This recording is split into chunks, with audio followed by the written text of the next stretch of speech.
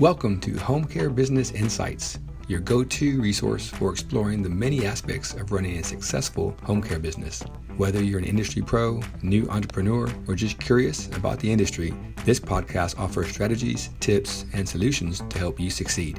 While AI-generated voices host the episodes, the insights are real and designed with your growth in mind. Let's dive into what matters most in building a thriving home care business. Now let's hear from our AI hosts. So, you are probably staring at a spreadsheet right now. Most likely. Yeah. Right. If you are tuning into this deep dive on Home Care Business Insights, which is brought to you by Caring Senior Service, you are likely a prospective franchisee. You're modeling out revenue projections, you are calculating overhead, and, you're trying to find that mathematical formula that makes a local home care business actually successful. Which is exactly what you should be doing, to be fair. Oh, absolutely. But there's this massive trap hiding in those cells and rows. It is the illusion that this business operates like a traditional retail transaction. Like buying a television. Yes, exactly. Think about buying a TV. You go in, you compare the specs, you find the best price, you hand over your credit card, and you walk out with a cardboard box. The transaction is just over. Right. The relationship with that electronics store effectively ends the exact moment the cash register drawer clicks shut. Which is a completely linear closed-loop event. I mean, the consumer gets the product, the business gets the revenue, and everyone just moves on until, the TV breaks a decade later. Yeah. But attempting to map that transactional logic onto a human-centric service model will completely derail a new business owner. In this space, the initial purchase, like that moment a family actually signs a service agreement, is merely the starting line. Just the beginning. Exactly. It initiates this complex, multi-layered relationship that is going to last for months or maybe even years. Every single interaction from that point forward either compounds your business equity or actively destroys it. And that right there is the core mission of our deep dive today. We are going to dismantle the persistent myth that relationships in home care are just, the warm, fuzzy personal aspects of the job. The so-called soft skills. Right, the soft skills. We are going to show you how relationships are hard, measurable, operational assets. They are the actual engine driving your customer acquisition cost, your lifetime value, your caregiver retention, and your local reputation. Because the math on your spreadsheet simply does not work without the one asset you really cannot put on a spreadsheet, which is trust. Trust. So let's unpack that. Well, to understand how trust dictates the math, we really have to look at the psychological state of the buyer during that very first interaction. Because they aren't just browsing. No, not at all. A family searching for home care is not casually shopping around on a Tuesday afternoon just because they saw a billboard. They're almost always operating in a state of crisis. Right. They are reacting to an acute event. Perhaps an aging parent just had a terrible fall, or they're being unexpectedly discharged from a rehabilitation center. Or a slow cognitive decline has just suddenly reached this unmanageable breaking point for the family. Exactly. The family members making this purchasing decision are overwhelmed, they're exhausted, and they're frequently carrying this massive burden of guilt. But look at it from an entrepreneur's spreadsheet, though. I mean, if I am entering a crowded, competitive market, I am naturally going to assume that the cheapest hourly rate with the longest bulleted list of specialized services is what wins the day. Sure, that's the logical business assumption. Right. Because families are stressed, yes, but they're also looking at their wallets. Doesn't the most affordable option just capture the market share? If we connect this to the bigger picture, affordability absolutely gets you in the room. But traditional sales logic totally falls apart at the decision-making table here. How so? Because when a family is in crisis, they aren't just buying hours of labor to supervise a senior. They are trying to answer these terrifying existential questions. Like what happens at night, right? Yes. Yeah. Like, will someone actually answer the phone at 2 a.m. when we have an emergency? Will the caregivers show up on Thanksgiving so I can just be a daughter again instead of acting a nurse? Wow, yeah. That's a heavy emotional load. It is. Will my vulnerable parent be treated with genuine dignity? Price is a filter, obviously, but trust is the absolute, undisputed deciding factor. And building that trust doesn't begin when a caregiver knocks on the client's front door for the first shift. It starts the second someone answers that initial phone call. That is so critical. Right. That first conversation sets your customer acquisition cost. If you blow the trust right there, every single marketing dollar you spent to make the phone ring is completely wasted. Yep. It means active listening instead of immediately pitching your services. It means abandoning all that confusing medical jargon. Because that initial phone call is an audition. The caller, let's say it's a stressed out son named Mark. He is evaluating your competence through your reliability. He's testing you. Exactly. If your intake coordinator listens to Mark's situation and promises to call him back at exactly 4 p.m. with a preliminary care plan, and that call happens at 4 p.m. on the dot, You've won a huge victory there. you really have. You have just provided a definitive answer to his most pressing underlying fear. You have proven, before a single dollar even changes hands, that your organization does what it says it will do. You are dependable. So securing the client, getting Mark to sign the agreement is just the acquisition phase. Okay, let's unpack this a bit more. Now we move into the lifetime value phase, which is all about retention. And retention in home care is fascinating because the product you are delivering is inherently unpredictable, needs change rapidly, a caregiver gets sick, personalities occasionally clash. It's life. Yeah, it is a human-delivered service, which means friction is a statistical certainty. No business is perfect. It is entirely unavoidable. A scheduling conflicts will occur. A caregiver mismatch will absolutely happen. But the crucial insight for a business owner here is that a family's reaction to a service failure is almost entirely dictated by the state of the relationship before the failure occurred. Okay, this is what we call the bank account of goodwill. I love that analogy. Yeah, think about it. If you are operating a purely transactional business, your bank account is perpetually at zero. The client only hears from you when the monthly invoice is due. Right. So the day a caregiver gets a flat tire and misses a shift, that single mistake overdrafts the account. The family just fires you on the spot because they view you as an interchangeable vendor who failed to deliver the product. But consider the relationship first approach. Yeah. Let's say your local office has been doing proactive check-ins. Your team calls Mark every other week just to see how his mother is adjusting. You're showing you care. Right. You accommodate minor schedule tweaks without complaint. You are consistently making deposits into that bank account of goodwill. So when something goes wrong, When that inevitable flat tire happens, it is certainly a withdrawal. But because you have built up significant relationship equity, you don't go bankrupt. that makes total sense. You call Mark the moment you realize there is delay. You apologize, you dispatch a backup caregiver, and Mark actually works through the issue with you. He sees you as a trusted partner who just hit a bump in the road, not a failing vendor. That proactive communication is the exact mechanism that turns a potential churn event into a moment that actually strengthens the partnership. Absolutely. But, we can't just talk about the families. The retention engine is two-sided. The people going into those homes, the caregivers, are your frontline product. They are the business, essentially. Right. If we are looking at the operational math, high caregiver turnover is often brushed off by, inexperienced owners as just a standard HR headache. But it is so much more than that. It is a massive, margin-destroying operational expense. Industry data consistently shows that replacing a single caregiver can cost a home care agency upwards of $4,000. Wait, really? $4,000 every single time? Yes, every time. And that isn't just the hard cost of running recruitment ads or paying for background checks. What else is in there? It is the hidden operational bleed. It is the unbillable hours your office staff spends interviewing replacements instead of marketing. It is the overtime you have to pay your remaining staff to cover those empty shifts. Oh, wow. I didn't even think about the overtime. And most dangerously, high turnover actively disrupts the client experience. When a vulnerable senior gets comfortable with a specific caregiver, and suddenly there is a revolving door of strangers entering their living room that destroys the bank account of goodwill instantly. Which means caregiver retention is a direct revenue protecting strategy. 100%. And you do not solve a $4,000 turnover problem by throwing an occasional pizza party in the break room. Retention is driven by the professional relationship you build with your staff starting on day one. Setting the tone. Yeah, it's about how the onboarding conversation sounds. It is sitting down with a new hire and saying, we know you have a child in school, so we are going to build a schedule that respects your availability, and we just expect you to communicate with us proactively if things change. It is fundamentally about respect. Caregivers are doing incredibly demanding, emotionally taxing work.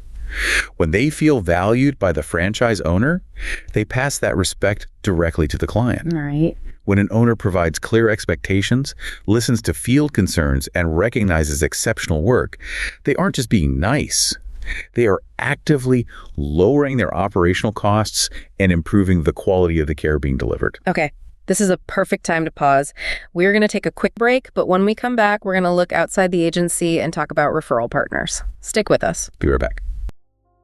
If you've been thinking about business ownership, one question probably comes to mind. Is this the right industry? It's a fair question. Some industries rise and fall with trends. Others become more essential over time. Home care is one of them. No matter what the economy is doing, families still need help caring for aging loved ones. And as our population continues to age, that need is only growing. That's one of the reasons more entrepreneurs are exploring home care. It's a business built around a real human need, not the latest trend. And with a franchise model, you're not building it alone. You have proven systems, ongoing support, and a roadmap designed to help you succeed in a growing industry. If you're looking for a business that combines purpose with long-term opportunity, home care may be worth exploring. Let's have a conversation. Book a quick call with us at caringfranchise.com. We'll answer your questions, explain how the franchise model works, and help you decide whether it's the right fit for your goals. And we're back to our deep dive on home care business insights. So before the break, we covered retaining the people inside the home, meaning the caregivers and the family. And the internal engine, yeah. Right. But now let's look outward. How do we use relationships to build the business from the outside? You have built this internal stability, you have caregivers who stay, and clients who trust you. Which is a great place to be. It is. And that internal harmony isn't just an endpoint. It is actually the exact leverage you need to solve what is arguably the hardest part of growing a home care business, which is getting local healthcare institutions to refer clients to you. The community network. We're talking about hospital discharge planners, rehabilitation centers, hospices, elder law attorneys, senior living facilities. These are the engines of predictable growth. But I'm going to play devil's advocate here. A lot of new owners walk into a market and look at a hospital social worker simply as a lead source. Oh, all the time. Right. They treat them like a database to be extracted from. They walk into a rehab center, drop off a stack of branded pens and a box of donuts, ask for business, and then just sit by the phone waiting for it to ring. What's fascinating here is why that transactional mindset fails so spectacularly. It will get an agency blacklisted in the healthcare community faster than almost anything else. Really? Blacklisted just for being pushy? Well, you have to understand the stakes for the referral partner. When a hospital discharge planner recommends your home care agency to a vulnerable patient, they are not just handing out a flyer. They are putting their own professional reputation and potentially their facility's liability on the line. That completely changes the dynamic. Right. If you accept a referral and then send an untrained caregiver who doesn't show up, the family doesn't just get angry at your agency, they get furious with the hospital that told them to call you in the first place. Exactly. The referral partner assumes an enormous amount of risk when they endorse you. A box of donuts does not mitigate that risk. No, it definitely doesn't. They need absolute ironclad confidence that your agency will respond instantly, communicate professionally, and provide exceptional care to their patient. Earning the right to those referrals requires a deeply strategic relationship. And you build that strategy by solving their problems, not by asking them to solve yours. You don't walk in and say, hey, send me clients. You do the research to learn their specific operational bottlenecks. Like, for instance, maybe you discover that a local rehab facility constantly struggles with discharging patients on Saturday afternoons because families aren't prepared. That's a very common issue, actually. Right. So you go to that discharge planner and say, look, I know weekend discharges are a nightmare for your bed turnover metrics. We have a dedicated weekend intake team that can assess a patient and start care on a Saturday, ensuring a safe transition so you can clear that bed. See, you are providing immense value before you ever ask for a referral. You are positioning your business as an operational extension of their facility. A partner. A partner, exactly. And when they finally do send you that first referral, which is essentially a high-stakes test case for them, your response must be flawless. No room for error. None. You acknowledge receipt immediately. You keep the discharge planner informed about the patient's successful transition home. You follow through on every single commitment. When you execute at that level, you unlock something incredibly powerful on your spreadsheet, which is Compounding return on investment. Yeah, compounding ROI is the dream. Think about a transactional advertising campaign. If you buy a billboard or run a digital ad, you have to constantly feed it money. The second you stop paying, your customer acquisition costs skyrockets because the leads just instantly dry up. But a referral relationship is a compounding asset. You spend the time and resources to build deep, unshakable trust with one prominent elder law attorney. That single relationship will yield a steady, highly qualified, predictable stream of referrals for years. The lifetime value of that one relationship is staggering. It creates a momentum that isolated transactional marketing simply cannot replicate. Which brings us to the core mechanism of how all these pieces fit together. Because the internal relationships and the external relationships, they don't exist in silos. They feed each other. Right. This is essentially a massive flywheel. The flywheel effect is the ultimate goal of a relationship-based business model. Every operational success reinforces the next step in the cycle. Walk us through that. How does it connect? Well, let's trace the causality. You invest in your internal relationship with a caregiver. You support them, you communicate well, and you respect their time. That supported caregiver goes into a client's home and provides dependable, compassionate service. Makes sense. Because the service is reliable, the family's bank account of goodwill is overflowing. They trust you. And a happy family doesn't just stay quiet. That satisfied daughter goes online and leaves a glowing 5-star review, or she recommends your agency to her neighbor. Exactly. Then that local referral partner, say the hospital social worker you've been building a relationship with, they see that great feedback, or they hear about the positive experience directly from the family during a follow-up appointment. Full circle. It is. That external validation proves to the social worker that their reputation is safe with you. It gives them the confidence to send you 3 more high-acuity clients next month. The trust just cascades through the community. But, the momentum of a flywheel goes both ways. Oh, definitely. If an owner ignores the relationships, the entire chain shatters. If you have poor internal communication, your caregivers get frustrated and they start missing shifts. The client experience immediately suffers. The withdrawals drain the... Exactly. The stressed family complains to the hospital social worker who referred you. And the social worker instantly stops sending you patients to protect their own reputation. Reputation in the home care industry isn't a clever marketing slogan you can just buy. Reputation is simply the sum of repeated human experiences. Which brings us to the most crucial question for the prospective franchisee listening to this deep dive. What's that? How can one local owner possibly manage this massive interconnected web of relationships? How do you track the caregivers, the clients, the worried families living out of state, and the demanding healthcare partners without dropping the ball and reversing the flywheel? Right. So what does this all mean for the owner on the ground? You cannot do it with charm alone, and you definitely cannot do it with a notebook. No, you'll drown. If you try to remember every client check-in, every caregiver anniversary, and every referral partner follow-up just in your head, you will fail. The cognitive load is simply too high. Families and healthcare partners demand local accountability. They want to know the owner who is responsible for the care in their community. But that local owner needs an industrial-grade infrastructure to manage all those details. And that is precisely where the Caring Senior Service franchise system provides its most significant advantage.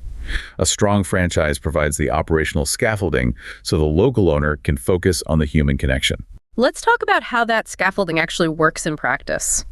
The franchise provides a proprietary CRM and a robust technology stack. When that caregiver gets a flat tire, the system flags the missed clock-in instantly. You're not waiting around. Right. The local owner doesn't have to wait for the angry phone call from the family. The technology prompts the office to make the proactive call, turning a potential disaster into a relationship-building moment. The technology tracks the touch points. It reminds the office when it's time to do a proactive quality assurance check with a family. It tracks a preferred communication style of that hospital discharge planner so you aren't guessing how to follow up. It takes the guesswork out. Completely. Yeah. And, on top of that, the franchise system provides the structured training on exactly how to conduct that intake call without using medical jargon. It provides the established operational standards for caregiver onboarding so you aren't inventing HR policies from scratch. So the franchise system gives you the framework and the tech to carry that heavy cognitive load, but it is your job as the local owner to bring those systems to life. That's the key. You take those operational tools and you use them to build genuine strategic trust in your specific market. The software tells you it's time to call the elder law attorney, sure, but your personal integrity is what makes the attorney actually pick up the phone. You are executing on the core values reliably day in and day out. It is a really powerful synergy. The national systems ensure nothing falls through the cracks, while the local ownership ensures every single interaction feels personal and accountable. So let's synthesize exactly what this means for your spreadsheet and your future business. We've established that in home care, trust is the metric that wins the families and lowers your customer acquisition cost. Yep. Exceptional service and proactive communication are what retain the clients and maximize lifetime value.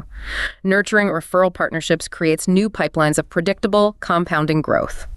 And deeply supporting your caregivers prevents a $4,000 turnover bleed while ensuring the quality of everything you do. I think every single one of those elements is a hard business asset built entirely on a foundation of managed relationships. For you, the prospective franchisee, this means that effective relationship building is highly strategic.